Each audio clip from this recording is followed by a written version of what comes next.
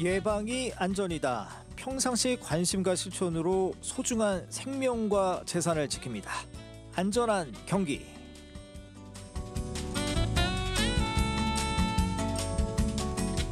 저희가 개편을 맞아서 새롭게 마련한 코너입니다. 이 안전한 경기 코너에는 오늘은 교통안전과 관련해서 좀 얘기해 보도록 하겠습니다. 동국대학교 허 교수 나와 계십니다. 안녕하십니까? 예, 안녕하세요. 예. 교수님, 우리 OBS 라디오는 처음이시죠? 예, 처음 왔습니다. 우리 청취자분들을 위해서 인사 한번 부탁드리겠습니다. 예, 제가 2월 말까지 가천대에서 안전전공 석박사 과정을 운영해 왔고요. 예. 그러다가 제가 나이가 꽉 차가지고서 이번에 동국대학교 특임 교수 겸 국제개발협력센터장을 제가 맡았습니다. 예.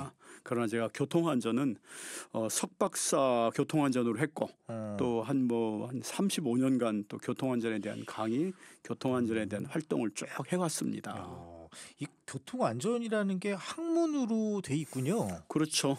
보통 실용학문이라고 하죠. 예. 어떤 이론적이고 과학적인 것보다는 실제 사고 예방에 직접적으로 기여할 수 있는 이런 안전과 관계된 거를 이제 실용학문으로 분류를 하죠. 예, 알겠습니다. 그럼 교수님 이제 본격적으로 한번 얘기 좀 시작해 봐야 될 텐데, 우선은 우리나라 교통안전의 현주소 10점 만점에 몇 점 주시겠습니까? 10점 만점에 한 7점? 아, 그래요? 네, 100점 만점에 70점 정도 주고 있습니다. 그러면 썩 뭐 좋은 점수는 아닌데 그렇다고 그래서 썩 나쁘지도 않아요? 성적이 낙제점은 향상되고 아니고. 있습니다. 아, 그래요? 좋아지고 전에는 있습니까? 완전히 F권 60점 이하에 있었는데 지금 점차적으로 향상되고는 있지만은 네. 여전히 앞으로 더 향상될 여지가 더 많다. 더 예. 노력해야 된다라고 말할 수 있습니다. 예, 그러면 이제 본격적인 얘기 한번 들어보죠. 예. 현재 우리나라 교통사고 현황은 어떻습니까? 가장 최근 통계가 2023년 통계입니다. 예. 교통사고로 한 20만 건, 정확하게 한 19만 8천여 건이 발생해 가지고 2,551명이 사망을 했죠. 부상은 한 28만 명 가까이 됩니다. 예. 요거는 경찰청 통계예요. 예. 여기에 거의 작년, 그러니까 전년 22년보다는 교통사고 사망자는 조금 줄었습니다. 그러나 제가 이건 경찰청 통계라고 예. 말씀드리는 이유는 보험사 통계가 또 있습니다. 그건 더 많이 잡히죠. 더 많이 잡히죠. 왜냐하면 교통사고 내놓고 보험료 청구 안 할 사람은 없잖아요. 그렇죠. 무려 7배가 많습니다. 오. 지금 경찰청 통계는 28만 3천여 명이라고 말씀드렸는데 보험사 통계는 한 205만 명 가까이 됩니다. 예. 한 7배가 많죠. 그럼 이게 선진국과 비교할 때는 어느 정도 수치예요? 엄청나게 많은 겁니다. 그래요? 보통 선진국하고 우리가 비교할 때 자동차 만 대당 사망자 수가 몇 명이냐, 인구 10만 명당 사망자 수가 몇 명이냐, 예. 요거를 가지고 하는데 우리는 지금 현재 그래도 사고가 많이 줄어가지고 22년 통계 기준으로 자동차 만 대당 사망자 수는 0.9명, 인구 10만 명당 사망자 수는 5.3명. 근데 OECD 34개 조사국 중에 한 25위, 26위 정도 됩니다. 일본은 예. 거의 한 0.4명 우리보다 한 절반 이하죠. 거기 왜 그런 거예요? 예. 그만큼 교육도 잘 시키고 시설도 잘 돼 있고 단속도 잘 되고 네. 보통 우리가 교통사고 예방을 위해서는 3 정책을 잘 펼치라는 거죠. 정책? 그게 뭡니까? 예, 3 중에 이제 2로 시작되는 세 가지인데 영어 에듀케이션, 교육이죠. 예. 교육을 통해서 지식을 전달해주고 그 지식을 내가 생활화만 한다면은 사고는 88%까지 줄일 수 있다. 이게 정설입니다. 예. 그만큼 교육이 중요한 거죠. 두 번째는 엔지니어링 시설입니다. 예. 우리 보도와 차도를 명확하게 구분해서 보행자의 동선과 차량의 동선을 분리시켜주는 그런 안전시설. 스쿨존에서는 30km 이하로 달릴 수 있도록 우리 과속 방지턱 또 CCTV 이런 시설도 아주 중요한 거죠. 그렇죠. 세 번째는 엔포스먼트라고 해서 단속입니다. 내가 위반하면 걸린다라는 인식을 심어주는 거는 굉장히 중요한 거죠. 네. 누군가의 나의 위반 모습을 지켜본다면 함부로 위반 못하죠. 예. 근데 결국은 이렇게 위반하는 운전자들도 선진국에서 많고 또 많은 반면에 단속도 덜 되고 이러다 보니까 선진국에 비교해서 우리가 교통사고가 2배 이상 월등히 높은 겁니다. 그럼 방금 단속 말씀하셨는데 그러면 우리 뭐 범칙금 이런 거 있잖아요. 그게 좀 약하다 이 말씀이신 거예요? 약하죠. 보통 우리가 이 맥도날드 햄버거 가격이 이제 미국에 이걸 일로 하고서 맥 지수가 있습니다. 그래서 과연 이 범칙금 수준이 맥도날드 가격이 1인데 우리는 전에는 막 뭐 이 0.5에서 굉장히 절반도 안 됐습니다.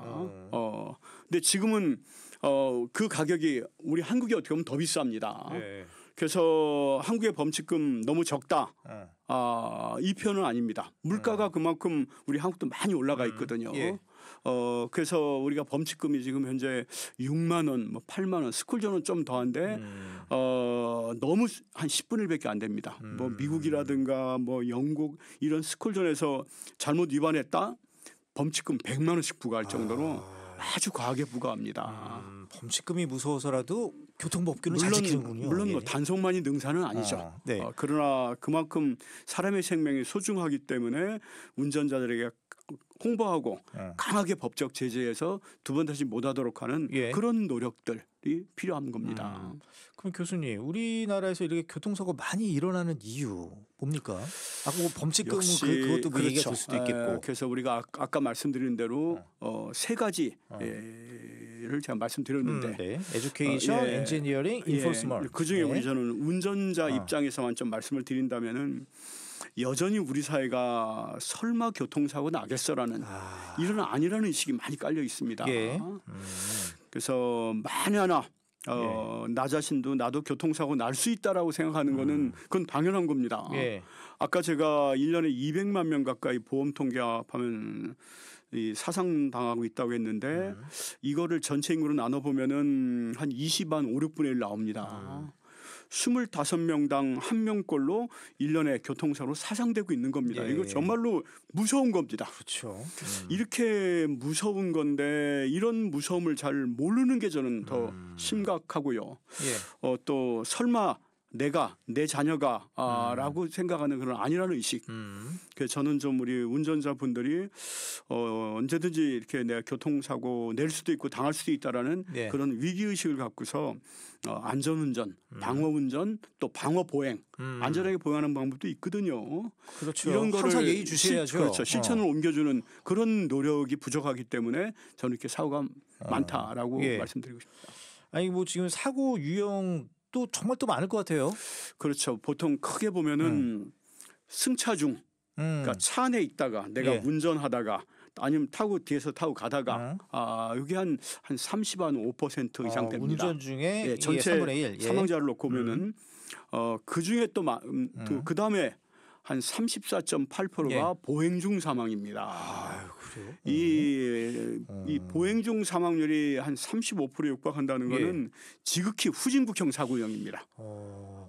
지금 선진국은 보행 중 사망률이 한 10%대밖에 안 되거든요. 그러니까 우리가 지금 당장 먼저 끌어내려야 할 게 보행 중 사망입니다. 그러니까 뭐 예를 들면 뭐 급발진인 경우만 지금 생각나는데 더 그 외에 아니죠. 있습니까? 우리가 우선 보행 중에 가령 당신 자녀가 당신 가족이 교통사고 날까 불안하면은 세 가지 습관을 길러주라는 말이 있습니다. 어떤 습관이죠? 이 세 가지 습관만 길러주면은 보행 중 사고는 한 건도 안 나게 할 수 있습니다. 작년에 거의 뭐 800~900명이 보행 중에 목숨을 잃었거든요. 첫째, 길을 건널 때 도로를 나갈 때는 우선 멈추는 습관입니다. 일단 멈추. 그렇죠. 뛰지 말라는 거죠. 보통 아이들은 항상 뛰거든요. 그렇죠. 또 보지도 뛰게 않아요. 되면은 앞에. 사고 위험이 천천히 걷는 경우보다 7배가 높고 주정차된 차량 사이를 뛰어가면은 사고 위험은 18배가 높습니다. 안 보이니까 그런 거죠. 그래서 항상 우선 멈추는 습관. 두 번째가 가장 중요한데 운전자와 눈 맞추는 습관입니다. 녹색불이 들어와도 손 들어도 그냥 지나치는 차가 있잖아요. 그렇죠. 그래서 반드시 녹색불 들어온 다음에 그 차가 멈췄는지 확인하는 운전자와 눈 맞추는 습관. 운전자와 눈 맞추는 습관만 길러주면은 보행 중 사고 한 건도 안 납니다. 마지막 세 번째는 차를 계속 보면서 건너는 습관입니다. 우리가 운전자가 브레이크를 밟려다 엑셀 밟을 수 있잖아요. 그렇죠. 그래서 항상 길을 건널 때는 차를 보면서 건너는 이런 차를 습관. 보면서 건너라. 이 세 가지 습관만 길러주면은 정말로 보행 중 사고 다 예방이 가능합니다. 그 교수님 그 횡단보도 건널 때 그 왼쪽에 서지 말고 오른쪽에 서라 이 얘기도 있잖아요. 그렇죠. 그거 제가 제안한 겁니다. 아 그래요? 그 제동거리 때문에 그런 거잖아요. 그렇죠. 제가 92년도에 제가 제안해가지고 현재 지금 횡단보도 오른쪽에 화살 표시가 돼 있죠. 그래서 우리 보행자 기준으로 볼 때 보행자 사고는 왼쪽에서 주로 많이 발생합니다. 더 그 차가 그렇죠. 서는 곳과 가까이 그렇죠. 있으니까. 그래서 오른쪽으로 갈수록 그만큼 안전거리가 확보가 되는 거죠. 예. 그래서 이제 그래서 횡단보도는 오른쪽이 안전하고 또 녹색불이 들어와도 그 차가 멈췄는지 확인하라는 겁니다. 예. 이런 게 보면 어떻게 보면 안전 지식입니다. 횡단보도는 오른쪽이 안전하다. 그러나 내가 횡단보도 오른쪽에 서서 건너려는 마음이 바로 안전 의식입니다. 지식을 생활화하면은 사고는 88%까지 줄일 수 있다고 말씀드렸죠. 이런 안전 의식을 심어주는 거는 저는 아주 중요하다고 봅니다. 그 아까 앞서 교수님께서 어린아이들 그 사고 유형 중에 앞을 보지 않는다 그 말씀하셨잖아요. 그렇죠. 예. 근데 누구나 꼬맹이들 보면은 하굣길에 다들 손에 핸드폰 들고 밑에만 보고 있거든요. 이거 어떻게 제도적으로 어떻게 해야 되는 거 아닙니까? 저도 너무 겁이 나요. 결국은 교육이죠. 예. 그래서 우리가 가정과 학교에서 그 핸드폰 보고 보행하는 게 얼마나 위험한지 또 운전자도 그걸 아셔야 됩니다. 뭐 녹색불이 들어왔다고 해서 그냥 갈 게 아니라 좀 주변에 이 핸드폰 보고 이렇게 지나가는 아이가 있는지 한번 확인해보는. 그래서 보행자와 운전자와 눈 맞추는 게 아주 중요하다고 했는데 운전자 역시 보행자가 있는지 보행자와 눈 맞추는 그런 노력들. 결국은 우리 소중한 아이들 가정과 학교에서 이런 교육을 시켜주고 또 우리 운전자가 저런 아이들이 있다라는 걸 알고서 방어 운전해주는 이런 노력들 우리 아이 보호해줘야죠. 아이는 그런 위험한 상황에서 제대로 인지를 못하거든요. 그래서 하여튼 그런 어른들의 노력이 꼭 더 필요합니다. 그럼 이번에는 이제 고령층 사고도 참 심각하지 않습니까? 65세층 이상? 그렇죠. 그 이제 고령층을 우선 둘로 나눠 보면은 우선 보행자 65세 이상의 고령자 보행자 사고가 거의 뭐 한 500여 명 이상 됩니다. 그래요? 그래서 이 고령 보행자의 사고 유형이 대부분 또 무단횡단 사고입니다. 그래서 어르신들이 왜냐하면 저쪽에 신호 한참 좀 걸어가셔야 되고 또 힘드시는 부분도 있고. 그 저희가 이런 어르신들 무단횡단 교통사고를 어떻게 줄일까 하다가 3대가 함께하는 보행자 면허증을 주는 체험 교육을 하자 해가지고 제가 이제 그런 걸 좀 보급하고 있는데요. 우리 어르신들이 가장 소중한 사람이 손주 손녀입니다. 그래서 이 무단횡단은 어린이 교통사고를 조장하는 행위거든요. 우리 아이는 어른에 비해서 모든 능력은 떨어집니다. 행동 능력, 판단 능력, 위기 대응 능력, 집중 능력 모든 능력은 떨어지는데 어른보다 월등히 뛰어난 능력이 있습니다. 모방 능력이죠. 그대로 따라하는 겁니다. 그렇죠. 그래서 무단횡단하는 어른들이 있으면 그대로 따라하는 거고 자녀를 데리고 무단횡단하는 거는 자녀에게 교통사고 나는 법을 알려주는 거랑 마찬가지거든요. 그래서 우리 어르신들이 나의 이런 무단횡단이 내 손녀들 사고 부추기는 거네 이런 걸 깨달으시고서 야 우리 하지 말자. 또 어르신들 뭐 경로당이라든 노인 가셔도 야 우리 앞으로 이런 모습 손주한테 보이지 마. 이런 식으로 저는 접근하는 게 어르신을 무단횡단으로부터 줄일 수 있고 또 우리 손주들에게도 이런 모습을 보여주지 않는 거. 이런 저는 두 가지 효과가 있다고 봅니다. 지금 방금 교수님께서 말씀해 주신 거는 이제 고령층의 보행자 입장인 거고 고령 운전자도 지금 많지 않습니까? 심각하죠. 지금 우리 2023년 기준으로 이 고령 운전자 65세 이상의 고령 운전자가 한 4만 9천 건 운전하시다가 사고가 나가지고 745명이 사망하셨습니다. 고령 운전자만.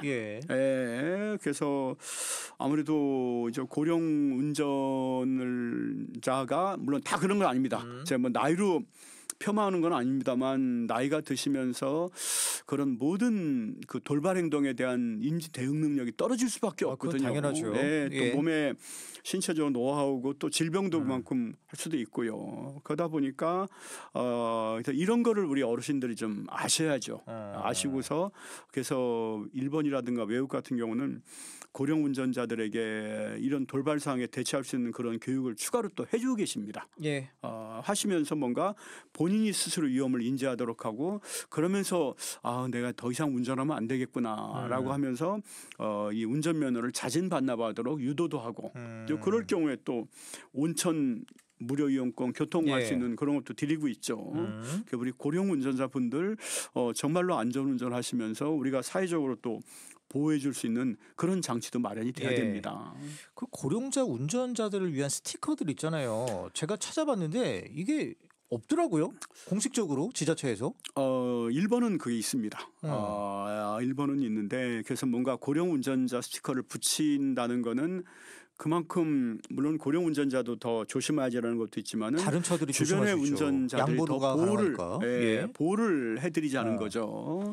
그래서 뭐 일부 지자체에서는 어르신 운전 중입니다라든가.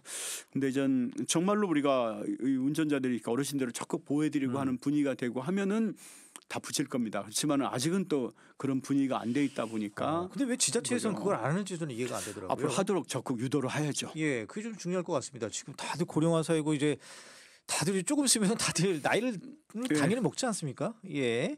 그럼 이번에 좀 제일 중요한 음주운전 사고 좀 알아볼게요. 음주운전 사고가 사실은 많이 감소는 했습니다. 감소는 했지만 요즘 인식은 많이 변했어요. 그렇죠. 술 약속 있으면은 다 차 놓고 가고. 그래서 2023년 기준으로 그래도 지금 한 13,000건의 음주운전 사고가 발생해가지고 159명이 사망했고 한 2만여 명이 부상 당했는데요. 물론 전년에 막 700명, 800명까지 됐었거든요.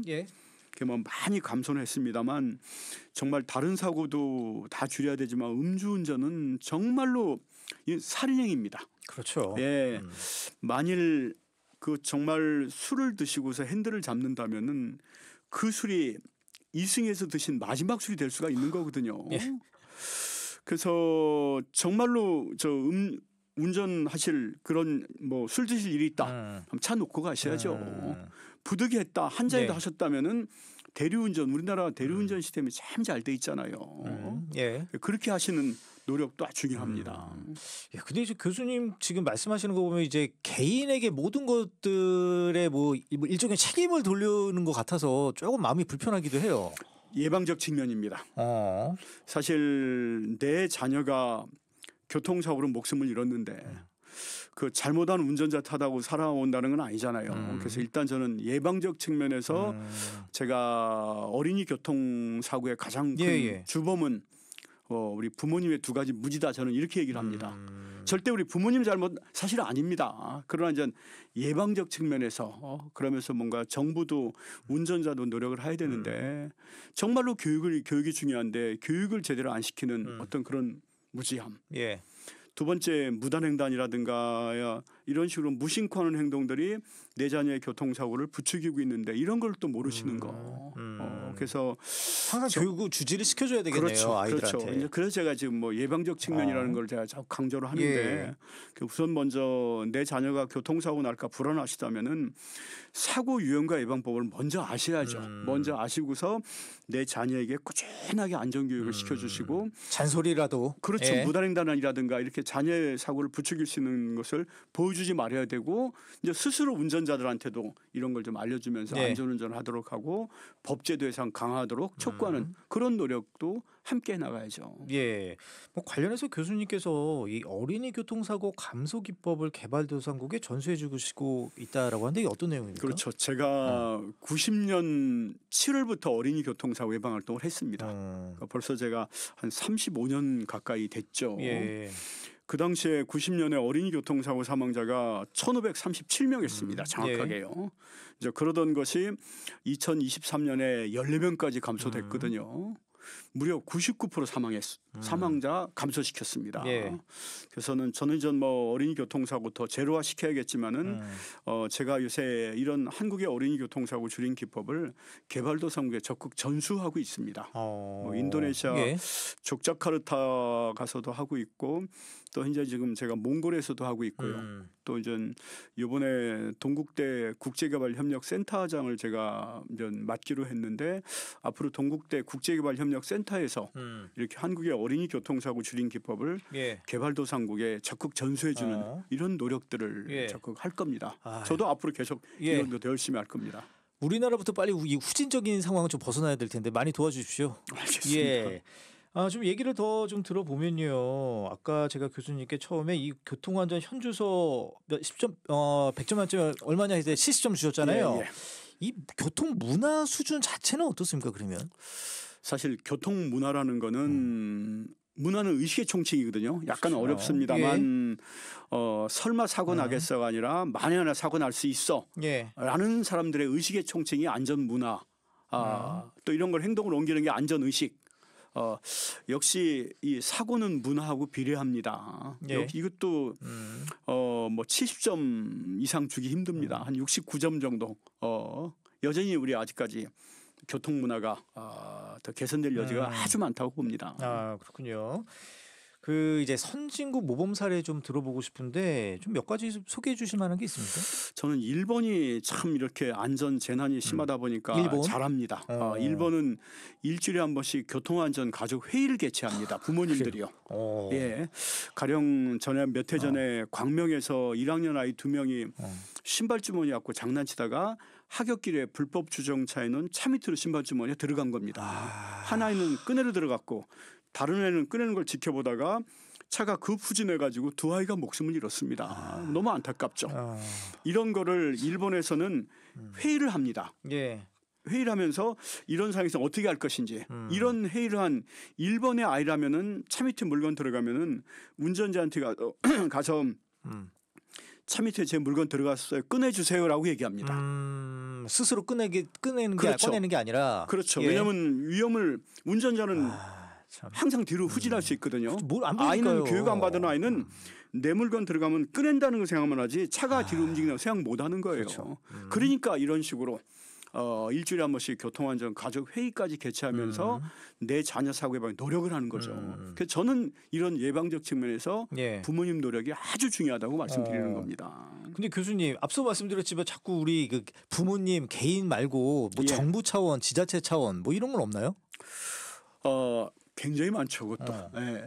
그래서 사실 이 교통안전 쪽 교통안전 교육 대폭 강화해야 됩니다. 그다음에 스쿨존에 이런 안전시설도 더 많이 설치해야 되고요. 예. 스쿨존에 있는 모든 이 보도는 이 7, 8m밖에 안 되는 좁은 도로를 다 일방통행으로 해야 됩니다. 보차도 경계턱 설치해서 차와 보행자의 동선 분리시켜줘야 되고요. 예. 저는 카파라치 시민운동형 카파라치 위반 차량 스쿨존에서만이라도 이 시민운동 단체들하고 연계해가지고 위반하면 걸린다라는 인식을 확실하게 심어주는 예. 그러면서 뭔가 가정과학계에서 교육 강화, 시설 강화, 정부에서 이 법제도 단속을 강화시키는 이런 삼위일체가 되면은 사고는 더 빨리 더 크게 많이 줄여줄 수 있습니다. 예. 그 교수님, 그 예. 요즘 그 교차로에서 카메라 있잖아요, 단속. 예. 근데 후면 단속이 좀 많이 눈에 띄거든요. 이게 왜 그런 거예요? 그것도 좋죠.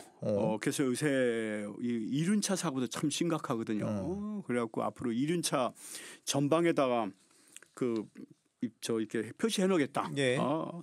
그건 결국은 내가 이렇게 딱 보이면은 섣불리 위반 못하는 거죠. 예. 그래서 내가 빨리 확 지나가도 뒤에서도 찍는다라는 걸 심어주면서 뭔가 운전자가 보다 양보 운전, 방어 운전하도록 유도하기 위한 그런 거고 저는 아주 바람직하다고 봅니다. 예. 그럼 예산이 좀 중요하게 하겠어요. 좀 많이 좀 필요합니다. 그렇죠. 예. 그럼 끝으로 교수님, 우리 청취자분들을 위해서 교통사고 줄이기 위해 이것만은 꼭 지켜야 된다. 좀 실천 방안 좀 알려주십시오. 세 가지 약속. 첫째, 보행자와 보행자 간에 우리 아이들에게 무단횡단하는 모습 보여주지 말자 약속. 예. 두 번째, 보행자와 운전자 간에 신호등 없는 횡단보도에서 보행자가 손 들어주면은 운전자는 손으로 먼저 가세요. 세 번째, 운전자와 운전자 간의 약속. 내가 먼저 양보하겠다. 내가 먼저 양보하겠다는 마음의 여유가 있으면은 보는 시야가 넓어집니다. 꼭 알겠습니다. 지켜주십시오. 예. 오늘 여기까지 말씀 듣겠습니다. 지금까지 허 교수와 함께했습니다. 고맙습니다. 예.